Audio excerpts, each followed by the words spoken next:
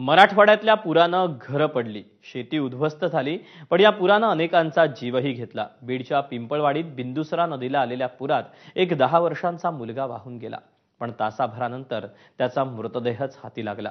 धक्कादायक बाब ही की हे सगळं त्याच्या आईच्या डोळ्यांत देखत घडलं।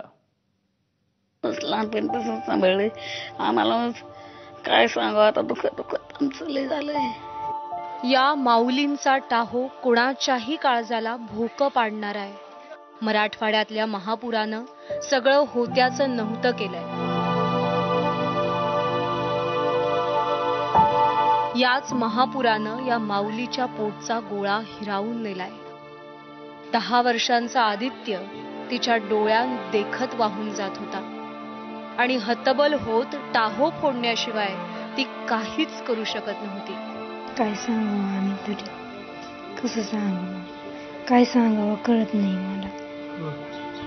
महापुराच्या अंधारात ज्याच्याकडे पाहून जगण्याची उमेद या माऊलीला मिळत होती, तोच आता अनंताच्या प्रवासाला गेलाय।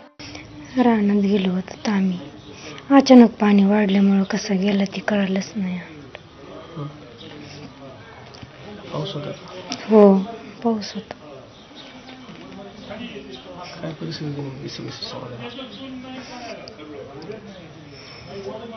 आज लेकरू नाही तुमच्याकडे? तासभर शोधाशोध केल्यानंतर शेवटी आदित्यचा मृतदेह हाती लागला। रानात गेलतो मामा आम्ही कणसं काटायला, वरून अचानक पाणी आलं, तो नुसतूनच गेला, आमच्या हातातला गेला तो। आम्ही संगत चाललेलो होतो, आम्ही आरडलो तर जवळ गडी माणसं नव्हते कोणी, परत आरडल्यावर आले, शोधलं 1 तासभर, पण तो आम्हाला सापडलाच नाही। 1 तासाच्या नंतर सापडला। पाणी लय असल्यामुळं आम्हाला काही करताच नाही आलं। तो आमच्यापासून लांब नव्हता, काय नव्हतं, आमच्या हातातून निसटून पडला तो। ज्याला अंगा खांद्यावर खेळवलं, लाडानं न्हाऊ माखू घातलं, त्याला असं निश्चित बघून आदित्यच्या आजीच्या डोळ्यांमध्ये आसवांचा महापूर दाटलाय। आज नातू नाही तुमच्यात, काय दुःख आहे? आता काय करावं बाबा, असं बोलावं सुद्धा वाटत नाही। कशाला तू मारडावा,